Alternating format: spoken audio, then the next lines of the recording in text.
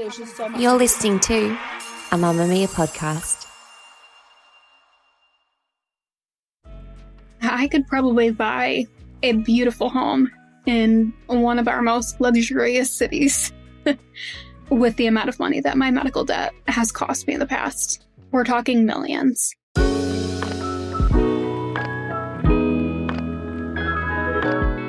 Imagine taking your little kid to the neighbour's birthday party, only for your 5-year-old to start inexplicably vomiting and panicking about being there. Then imagine those symptoms last for decades. That's what happened to Katlyn Brooks' mum when Katlyn's symptoms kicked off in kindergarten. A deluge of unexplained vomiting, stomach issues and severe anxiety. The search for a physical cause turned into a mental health one, where therapy became the default solution. But despite being medicated and attending regular therapy sessions, none of that provided any relief from her suffering or her symptoms. In high school, Katlyn realised maybe her symptoms are not psychological, and so began decades of appointments with confused doctors and countless instances of symptoms being dismissed or misdiagnosed. By April 2024, Katlyn, now in her 20s, weighed just 40 kilos and was still vomiting nonstop. It was at this critical moment that she would be admitted to hospital, and finally, during that stay, Katlyn would be told she had not one, but 3 diagnoses, one which led to them finding she was a mere 2 millimetres away from her skull, separating from her spine, a condition that when it finally collapses is called internal decapitation and has a mortality rate of 70%. Today, Katlyn walks us through her story from medical mystery to terrifying diagnosis to the aftermath of surgery and how a body recovers from so many years of struggle. Katlyn, thank you so much for joining us today. Welcome to Well. Yeah, thank you for having me. Now, we were just talking off air a second ago about just how long your story is, because you started experiencing symptoms when you were just a really little girl. What are your first memories of something not being quite right with your body? So it all started actually with a friend's birthday party. It goes back to age 5, I would say, age 5, 6. So this started even before grade school. My mom, her earliest memory, because I have to go back to her to get some information because there are some events that I don't remember. So as far as her earliest memory, I was supposed to go to a friend's birthday party and I just started vomiting profusely. And there was no rhyme or reason. These are very close neighbors. Our backyards are connected. Always hung out probably every day. We went to school together. There was no reasoning for me to feel ill or scared or worried to be over there. Great family. And I just started profusely vomiting. I didn't want to go. I was just ill. So, of course, my mom, being my mom, took me home, figured it was a bug. Something was going on, but it continued. And that's where we kind of noticed something's not quite right here. You don't have the flu or a bug for that amount of time. And then it continued into, we were big campers when we were younger. So we were always outdoors. We loved camping. There were a few triggering events with weather where we were stuck in tornadoes or big storms, which would have caused fear for any 5, 6-year-old. And I started vomiting during those times as well. So there was some anxiety that was tied in that wasn't uncommon. But then when it started to carry over into grade school, it looked very, very similar to separation anxiety from a parent. So that's when the school system kind of got involved. And there was a lot of days where I was sitting there with a waste bin. I remember 4th grade was when I really remember the vomiting, what is going on. And that's when we started doing therapy. So I started seeing a psychologist who then referred me to a psychiatrist. And by the time I was in 4th grade, I was on antidepressants. So we're talking some pretty hardcore medications that I don't think should even be placed in a child because the brain's not developed. So did you see any improvement from taking those medications at all? There were none. And we continued these medications up until a couple years ago. So it was actually my psychiatrist who was like, there's something else going on here, that medication is not helping. Traditional therapy isn't helping. We've gone as far as doing ketamine therapy, acupuncture, chiropractic care. Nothing was helping. And my psychiatrist was like, there should at least be a slight bit of improvement, even if it's only 5-10%. We should be seeing something. And we weren't seeing anything. Can I just take you back for a second? I can't imagine what this would have been like. I mean, you're a mum now and you know what it's like anytime your kid is sick. Like, it's a real panic-inducing situation for a mum to be desperately trying to find out what's wrong with their child, and your child can't really fully explain to you what's happening at that time, especially when you're 5 years old. Like, has your mum ever talked to you about how it was for her trying to navigate you through all of this? She was an emotional wreck, to say the least. I mean, we have truancy in the US, and so they count our school days. So we are required to be in school for so many days. And if you miss more than, I want to say you get like a week of sick days, then you have, they're called truancy officers, and they come after you. And so they go after the parents, actually. And it can be something as small as a letter in the mail to the parent saying your child is missing way too much school. And it can go as far as taking the parents to court because they're thinking that you're not putting your child in school. Wow. So like your mum's not under enough stress as it is dealing with your medical issues. She's got to deal with that on top of it. Yes. There were days that they would have to pry me off of my mom. And my mom said that she would just sit down by the lockers in the hallway and just break down, just complete breakdown. Because how do you leave your kid at school like that and then not have a choice because you have to go to work and your child has to be in school? There's no form or option of homeschooling at that point. Everybody's telling you that it's anxiety, so you're doing what you think is best as a parent, and you're kind of giving tough love. So there was a lot of tough love going on through my childhood, and it was more so of kind of just like a nudge, like, Katlyn, you have to do this. This is life. You have to do this. And so, I mean, my sister and I were great kids. We were great students. So there was never any behavioral issues, or there was no acting out type of behavior. It felt like pure fear at the time. So, I mean, getting the diagnosis to me was huge. It was validating because there was finally something that was tangible almost, versus just kind of saying, this is all in your head. This is something that you need to overcome mentally. Well, let's fast forward. So you've been going through symptoms from a really little girl all the way through until April 2024, when your body says, like, I've reached crisis point now. So you can't keep anything down. You're throwing up all the time. Your weight drops to a really quite critical point where you are essentially malnourished from your body's reactions.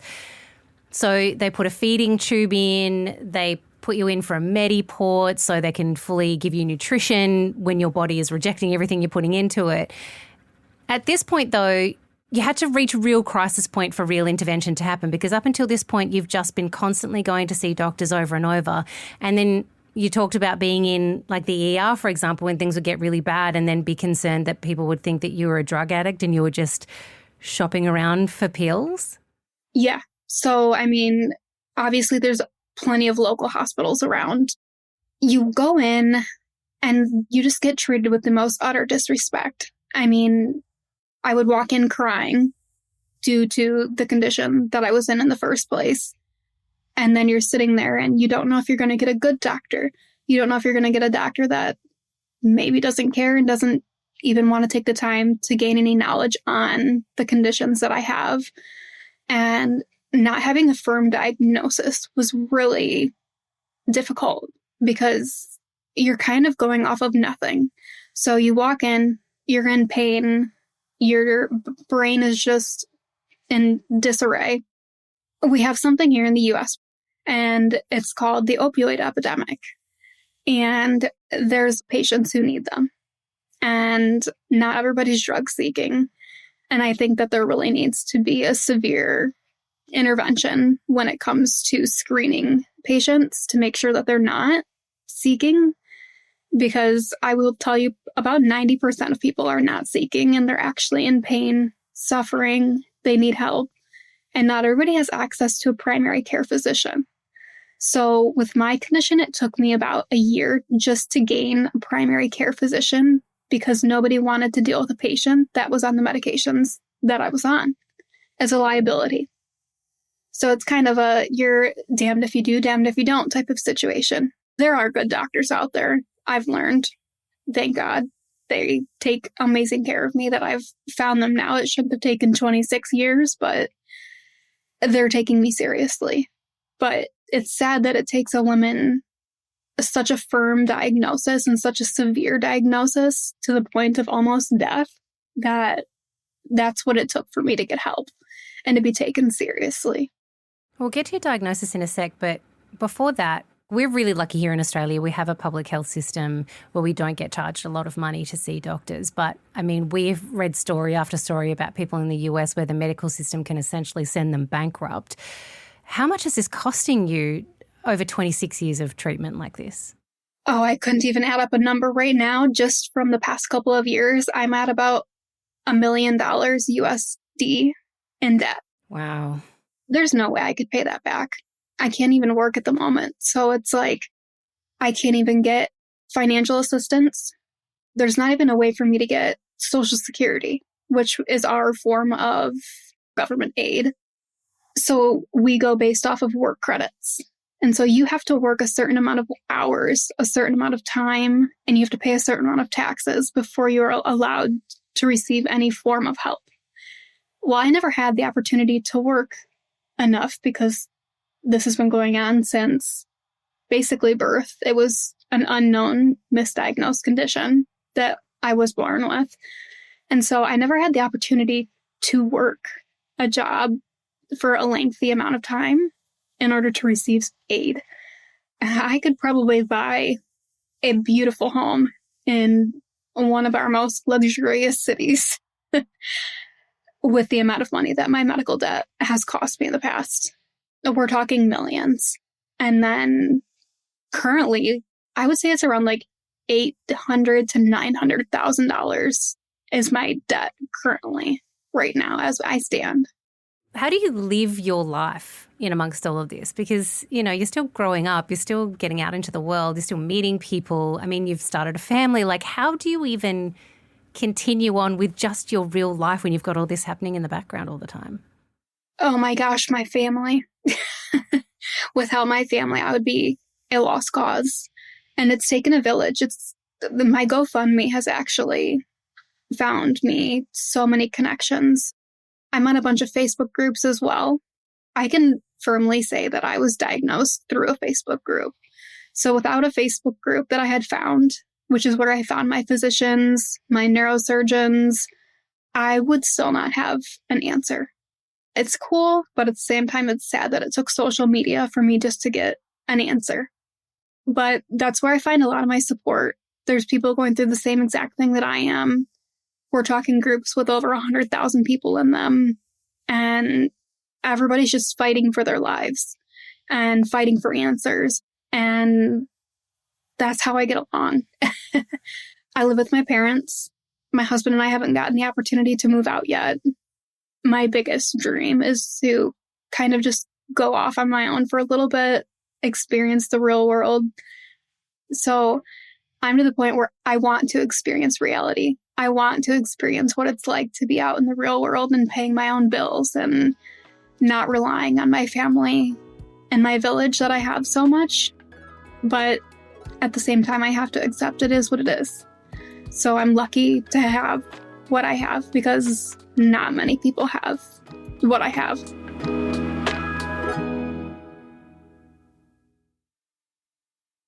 Well, let's talk about your diagnosis because, as I mentioned, you reach a real critical point in 2024 where your body is really not coping with the amount of years that it's had to deal with the symptoms. What actually led to the diagnosis? So it was April of 2024. And that's when my weight was it was critical. I was down to 89 pounds. I think that's about 40 kilos. Yeah. Yeah. So I was very, very thin, skin and bone. And so my psychiatrist recommended that I call my GI because I had dealt with GIs in the past. And that's a gastric specialist? Yes. So he was my gastroenterologist. He said, Katlyn, I legally cannot leave you like this. I have to put you in the hospital. It's kind of weird how it worked out because we don't do direct admissions here anymore. And I was lucky enough that I was able to have a direct admission during that time. So to even get a direct admission means this person's going to essentially die and they need treatment right now. So I was admitted to the hospital and they did obviously tons of blood work, lab testing, MRIs, just about any scan that you could think of. And it did show that I had some slowed gastric motility. They thought at first, they said this is just gastroparesis. So your stomach is paralyzed essentially.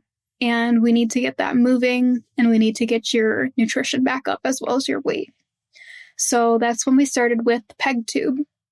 And I had a tube that drained the stomach so that I could still eat.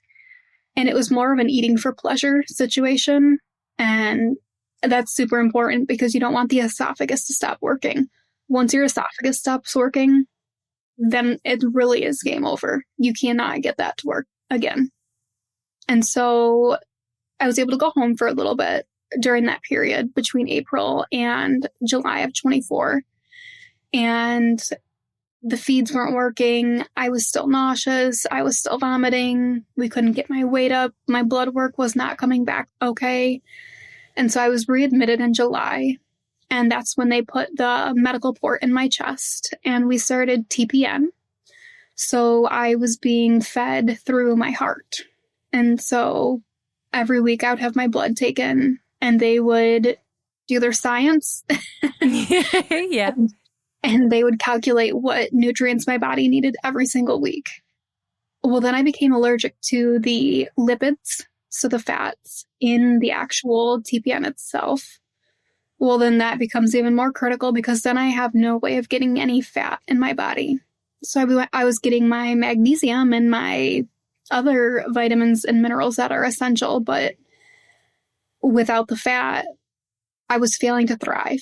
That was actually listed as one of my diagnoses, is failure to thrive. And so eventually the TPN, we were able to get it to start working. It was just a really slow process. They're called runs. That's how long your feed runs for. Typically, people run their feed for about 12 hours, and they'll do it at nighttime. I had to take mine up to 16 hours. So I was connected to a pump for 16 hours a day with a bag that was about a gallon size Ziploc bag. And it had all my nutrients in it. And then it got to the point where I was forcing myself to have some form of lipid. So we were actually taking little slices of butter and putting it in my cheek. And that was my fat content. And it worked. And then after all of that, the doctor that was taking care of me, he's the one who mentioned to me, Katlyn, have you ever heard about EDS? Have you ever heard about Ehlers-Danlos syndrome? And I'm like, no, this is foreign to me. And he's like, I'm getting a lot of girls that are your age that are needing to be put on severe interventions like TPN. And they're ending up with a genetic condition called Ehlers-Danlos syndrome. And there's different forms of it. I have the hypermobile type, but there's also vascular. I couldn't even name how many variants there are. The variant that I have, there's no biomarker for it. There's no genetic test for it. So to be diagnosed with that, I had to actually go out of state to Indiana. And I found a group there that was able to help with the diagnoses. And I'm basically super flexible, not just on the outside, but on the inside as well. So my ligaments, my veins, everything that's supposed to hold your body together, I'm lacking. That's a really large issue, is the lack of collagen in my body. And that's when the big dog diagnosis came in with my neck. My ligaments cannot hold my bone structure up now. So this is where the Facebook group came in. So I already had the hypermobile Ehlers-Danlos diagnosis, and somebody had started talking about their neck and how they were nauseated all the time, how it kind of presented as anxiety. Well, if you think about it, the vagus nerve is super important. We call it the telephone line from the brain to the gut. My vagus nerve was compressed. So without that being able to work properly, my gut was not able to work properly. So it's compressed because your ligaments aren't holding your spine together properly anymore? Is that what's happening in there? So your neck is all out of place? Yep. So it's my cervical spine. So that would be your neck. And I have C0, C1, and C2. So those are all of your top vertebrae. And that's essentially what your neck is balancing on. So it's almost like a peg. And, well, the vertebrae behind it were slipping out so far that they were putting pressure on the vagus nerve, which is very close. And there was so much pressure on there that my neck was quite literally sliding off. It took a specialist in Spain. Spain is actually the #1 capital for neurosurgery. I went and had, it's called an upright MRI. So you do an MRI while you're sitting up exactly as I am right now. The machine goes around you. They have you sit in different positions. I sent that over to the neurosurgeon that I was originally going with in Spain. And this was also going to be an out-of-pocket cost. And he got me in within, we're talking weeks. He was like, you need to come here now. And we need to get you into surgery like yesterday. And so I was prepared. My family made the GoFundMe. And we were ready to leave my home country for 3 months and move to Barcelona just to fix my neck. And we didn't know if it was going to work at the time. It was kind of an up in the air. This is a possibility that it might work. It's a possibility that it might not. But thank God it did. Well, that's the thing. When you read about your story, the words internal decapitation come up. And that is a terrifying phrase. I can't even imagine what it's like to be told that you are absolutely millimeters away from an internal decapitation, which I believe has a very high mortality rate if it does actually happen. So you're diagnosed with this and you know that that is what is happening inside of you, and yet you have to continue on living knowing that you're millimeters away from your spine just kind of severing itself. Like, I don't even know how you keep going on with your day-to-day, not terrified that that's going to happen at every second. Oh, it was so scary. So during that time, I actually had like a soft neck collar that I wore, and I wore that thing 24/7. Mm-hmm. My biggest thing that kept me going was my son. I mean, once you become a mom, you're almost invincible in a way. There's nothing that's going to stop you from living for your child. So I had to fake it till I made it and pretend that everything was okay. I did a little bit of explaining to him. At the time, he was only 7.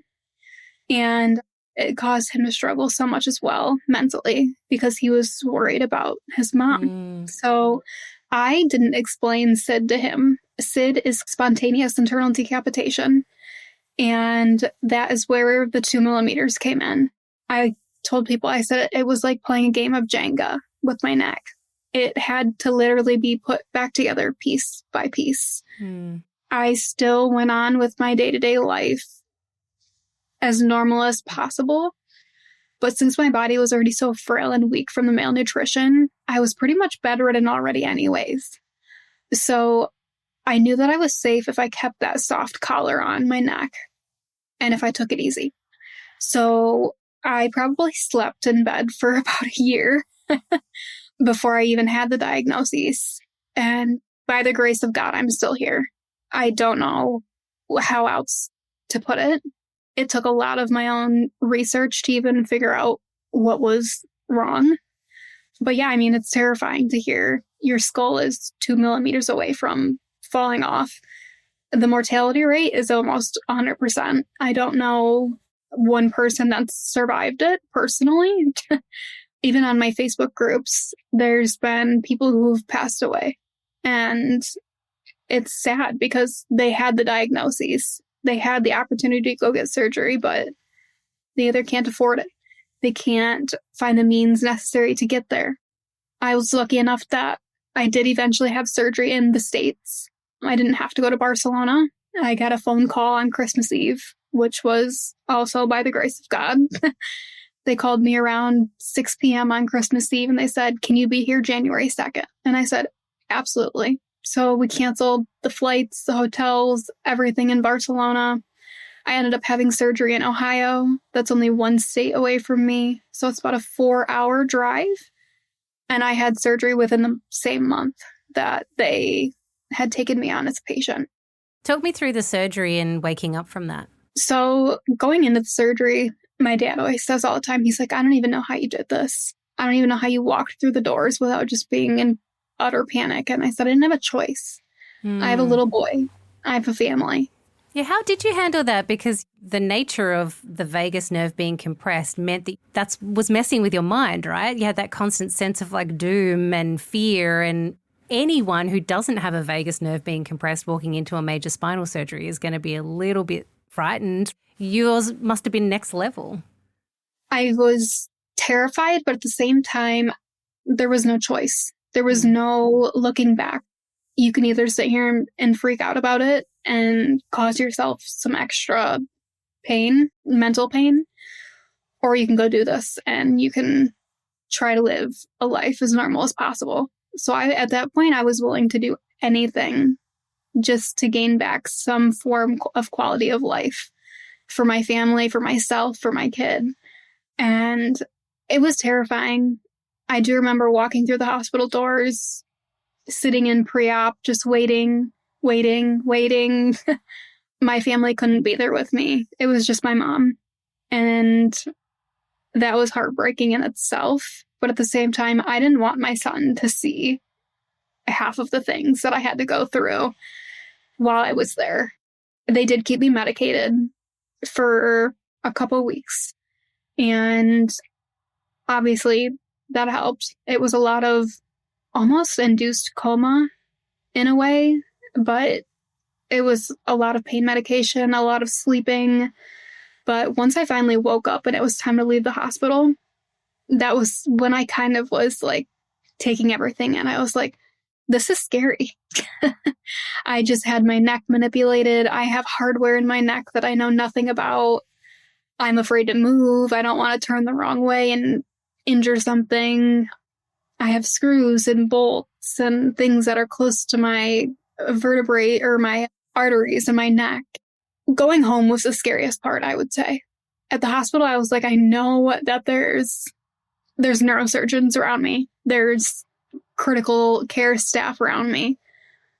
But at home, there's not. And I'm 4 hours away from my surgeon. So that 4-hour drive home was absolutely terrifying, to say the least.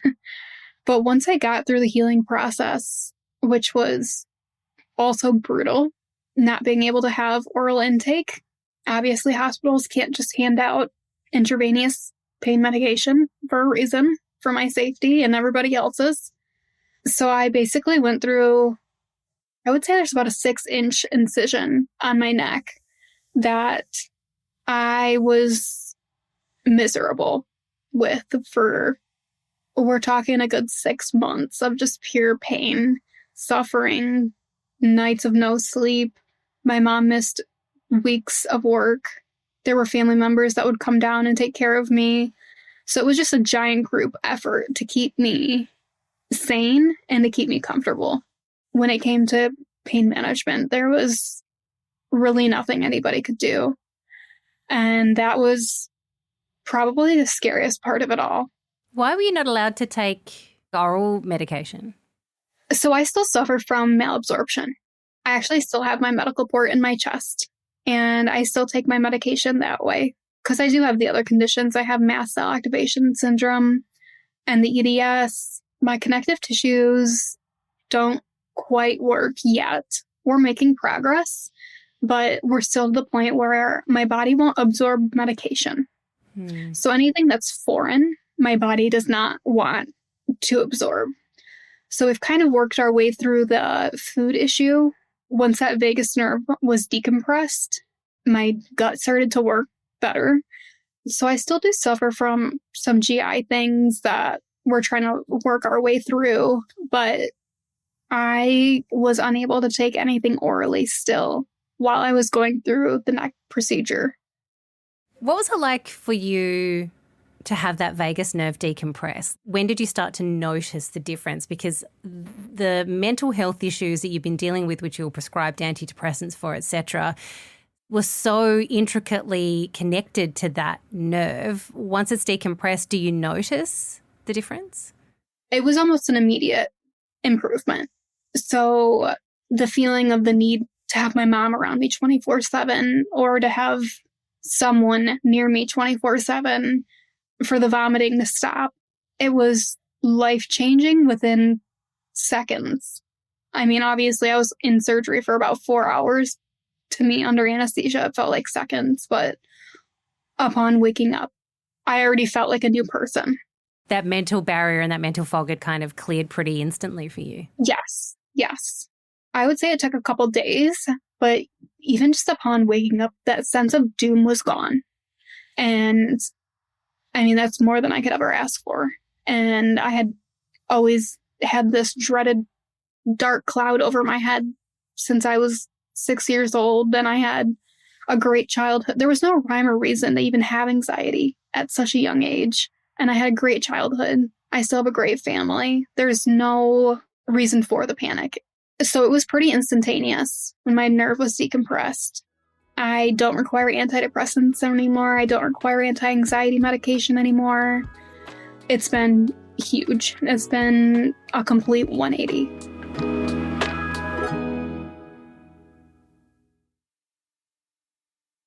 What happens for you now? I mean, you're still essentially in recovery. It's probably going to take you quite a long time for your body to find out what its new normal is after all of this. And it's been through, like, the majority of your life has been dealing with it. So it's got to figure out how to actually work and function like a human body should. But for you, what happens now? Do you have to just keep plugging away at all these things with EDS and all those other things? Is there a point where you could live a relatively normal life? So unfortunately with the EDS, it's a progressive disease. So I'm always going to have some form of pain, some form of having to be careful just so that my body stays where it should. So people with EDS that are hypermobile have a lot of dislocations, subluxations. My shoulders pop out of socket all the time. Nothing will ever stay where it's supposed to. It's just my condition, and it's something I have to live with. I do start physical therapy tomorrow, which is exciting. You have to be really careful when it comes to physical therapy with EDS because you could actually cause more problems than good. So you want to have a physical therapist that's educated and well knowledgeable with the condition itself so that they're not causing any extra harm or dislocations or too much stretching, bending. But I mean, as far as my future looks right now, it's a lot of just rest, healing. There's people on my Facebook groups that are at year 7 and they're still healing. So it's different for everyone. As far as my medical port goes, we don't really have a timeline. When you have these conditions, you put a lot of pressure on yourself to find a sense of normalcy. I'd love to be out hiking, traveling, just seeing the world, but they're just not things that are doable for me at the time. But there's no one to say that there's not. So there's people who can have these procedures and go on to live a completely normal life afterwards. There's people who unfortunately suffer for the rest of their lives. I'm hoping I'm not one of them. I'm pushing through, and it does take a lot of mental strength to push through. I know about the loss of my sister in 2020 by suicide, and it wasn't until I think that's what really set off my autoimmune. It's almost like it took a really bad thing to happen for a really good thing to happen. So if I didn't have all of those stressors, mental stressors, I would have never known that there was something tangibly, physically wrong with me. So it took something pretty horrific happening for me to be like, all right, this is it. I have done my therapy. I have done my grief counseling. Something else is going on. I was in therapy for 3 days a week, 3 hours a session, group therapy. I was on every medication you could probably list in a textbook. And it's been wild. In the stories I've read about you, you talk about wanting to spend more time with your son and kind of get back some of the lost time that you've had having to deal with this. But I'm really interested to know, how did your body handle having a baby? So my son was actually born premature. Right. And it wasn't until I actually had the diagnosis of EDS to put 2 and 2 together. Mm. He was born at 26 weeks. He was 2 pounds, 2 ounces. I am lucky that he has absolutely zero health conditions that I have followed. He was in the hospital for 4 months before I could bring him home. But he is definitely an angel baby because he was healthy, but he was tiny. And then after the loss of my sister in 23, I actually fell pregnant again with a little girl named Capri. And I lost her at 28 weeks. Oh my goodness, I'm so sorry. And we could not figure out why.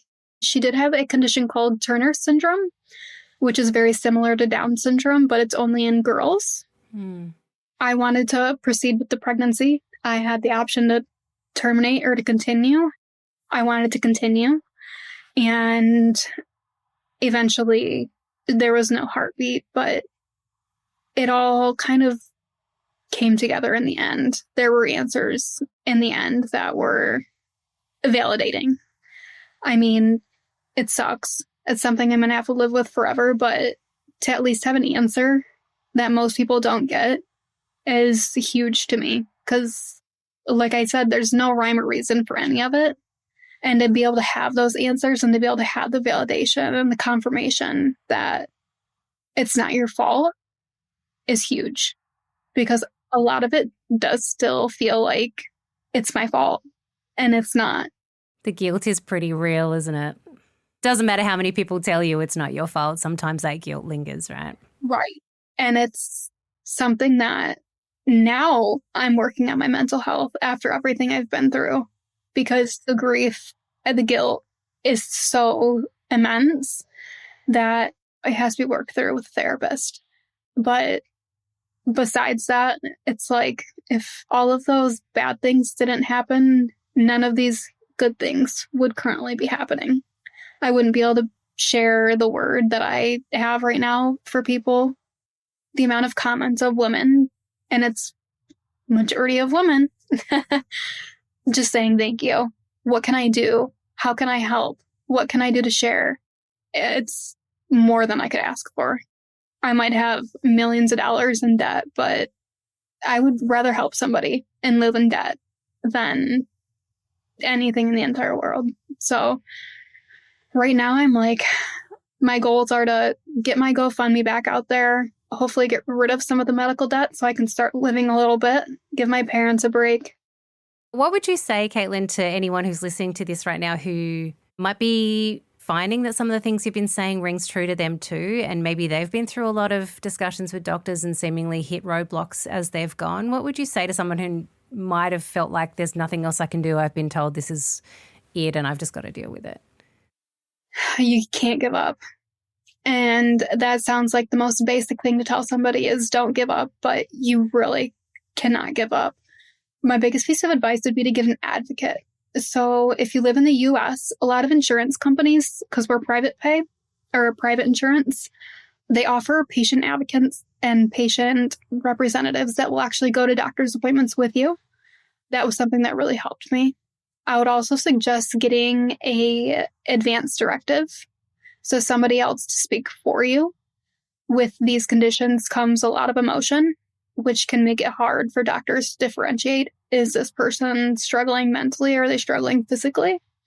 My mom is my advance directive. For her to talk and be able to talk calmly, peacefully, sometimes without me even in the room, was super helpful. So she has the ability to call my doctors if I'm in a time of distress and maybe don't sound the nicest or the kindest, or maybe I'm an emotional wreck at the moment. That's been really helpful.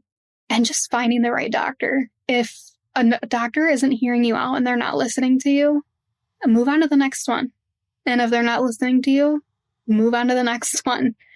Facebook groups. It sounds silly, but... That sounds like it was quite a game changer for you to meet like-minded people. Yes. And just being surrounded by people that are in your community that share similar diagnoses is huge because everybody helps each other. I have not received one bad comment in my entire time of being in my little Facebook groups. Everybody's just so warm, welcoming. They want to help each other. I would say 99% of people in my Facebook groups are women.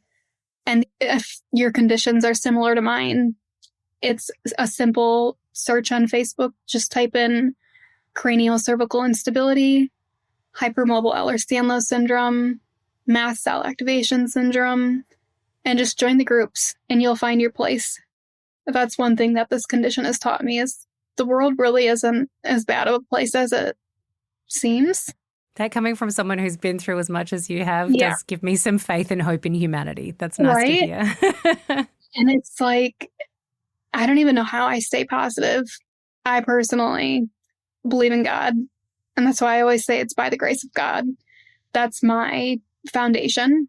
But just finding your own foundation, support group, and just keep fighting. You can't give up on yourself. The worst person you can give up on is yourself. Because without you, there is no you. I mean, you really just have to keep going. And it could be a complete stranger that cares about you. I mean, there's been people I don't even know that have taken care of me. There's people that have shared their stories with me, and I'm like, wow, we have the same exact story. You want to be friends? You got to keep going. Find what's going to keep you going. For me, it was my son. And my family. I mean, you really just have to find that little something that's going to keep you going. And you can't give up. And there are doctors out there that care. I would say women's health is changing immensely and pretty fast. There's been a lot of people that are in an uproar because we're not treated equally as males are. I feel like a lot of that has to do with the fact that we're just people who make children and stay at home and hold the house together, and men contribute to society. We're also complex compared to men. When you throw in hormones and a uterus and fallopian tubes, and we're a little bit more complex than men. They'll blame your condition on hormones within 5 seconds. Yeah. Well, Katlyn, thank you so much for sharing your story with us today. We really appreciate it, and we'll put some links to some of those groups and to your GoFundMe in our show notes for anyone who wants to reach out and who maybe need support themselves or who want to support you. So thank you again. We really appreciate you giving us your time. Thanks. Thank you so much. I really appreciate the opportunity. Thank you so much to Katlyn for sharing her story with us today. If there is something that I have learned, and I hope you have too, it's that persistence can pay off. And while many of us will have stories, myself included, of misdiagnosis or having a medical mystery that some doctors lead to us being put in the too hard basket, you are your best advocate. So hopefully this story will give you the kick up the butt that you need to just keep going. Good luck. Thanks for hanging out with us today. Well is produced by me, Claire Murphy, and our senior producer, Sally Best, with audio production by Scott Stronach, video production by Julian Rosario, and social production by Ellie Moore.